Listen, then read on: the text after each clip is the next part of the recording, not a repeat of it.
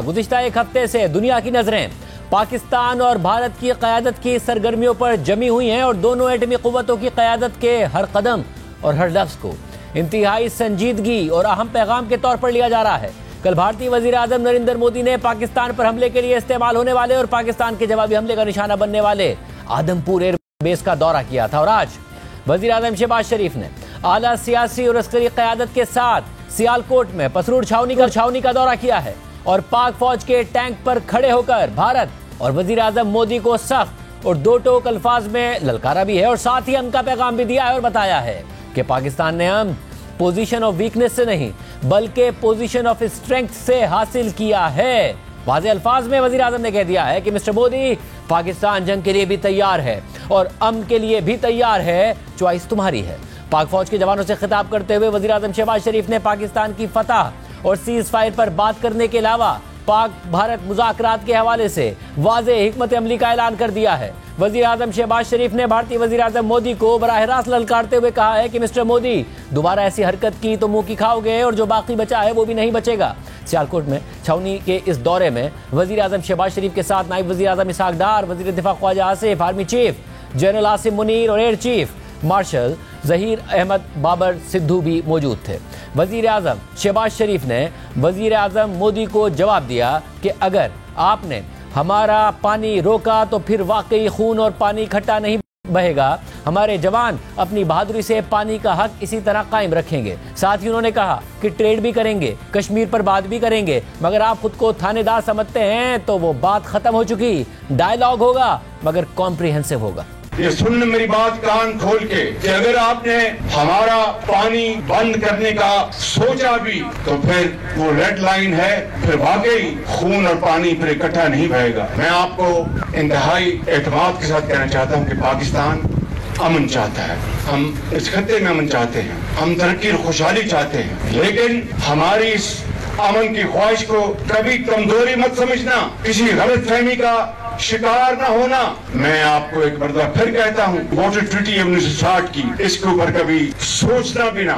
کشمیر کا جو ڈسپیوٹڈ جو ایشو ہے اس کو اقوام متحدہ کی قراردادوں کے مطابق آئیں حل کریں اور پھر ٹریڈ بھی کریں گے۔ لیکن اگر آپ یہ سمجھتے ہیں کہ آپ اس علاقے کے تھانے دار تھے، اس کا جو جھوٹا فساد تھا وہ پاش ہو کے وہ بہت تباہ ہو چکا ہے۔ ہم تھانے دار نہیں ہیں، ہم تو اس ملک میں اور اس خطے میں ترقی اور خوشحالی کی دائی ہیں۔ میں یہ بھی کہوں گا کہ ٹاک فار ٹریڈ بالکل، لیکن not in isolation, it has to be a comprehensive dialogue, ایک مربوط ڈائیلاگ ہوگا، اس کے بغیر میٹھا میٹھا حبب ہم نہیں ہونے دیں گے۔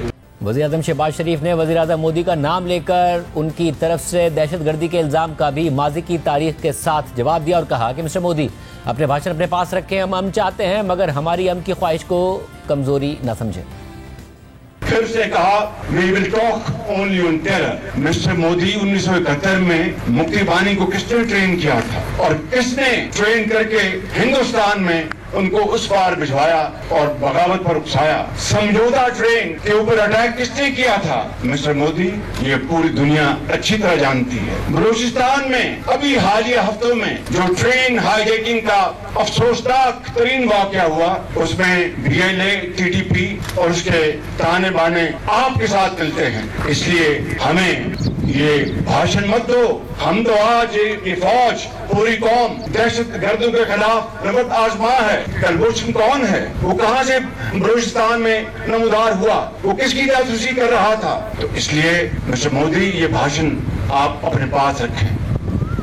اس پوری صورتحال میں اہم بات یہ ہے کہ پاکستان اپنی ماضی کی غلطیاں تسلیم کر رہا ہے اور دنیا کو بتا رہا ہے کہ پاکستان بدل گیا ہے، اور جب بھارت پاکستان کے ماضی کو بنیاد بنا کر اس پر الزام لگا رہا ہے تو پاکستان بھارت کو اس کا ماضی یاد دلا رہا ہے اور آگے جا کے مستقبل میں امن کی بات کر رہا ہے۔ وزیر اعظم شہباز شریف نے مزید کہا کہ مسٹر مودی، پاکستان جنگ کے لیے بھی تیار ہے اور امن کے لیے بھی تیار ہے، چوائس تمہاری۔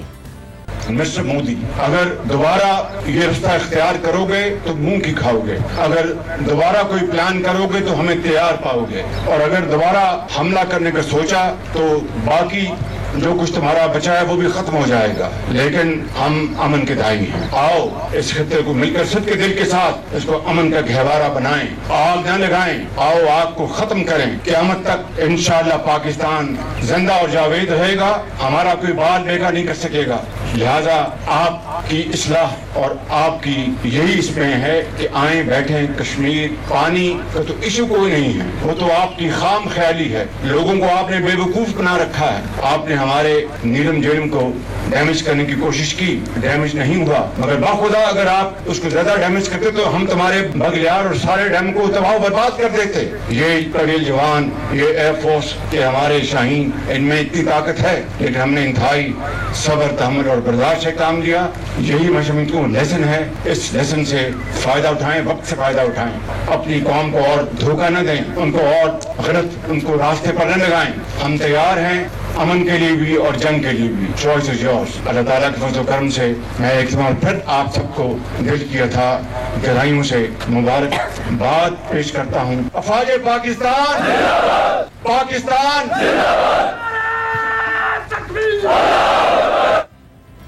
इस सारी सूरत हाल में हमें हमारी नाजरीन की तरफ से भी 3 सवालात मौसूल हो रहे हैं। पहला ये कि अमन कायम हो गया कि या जितना मोदी पर दबाव पड़ रहा है भारत में, वो अभी भी हमला कर सकते हैं या कोई कार्रवाई कर सकते हैं।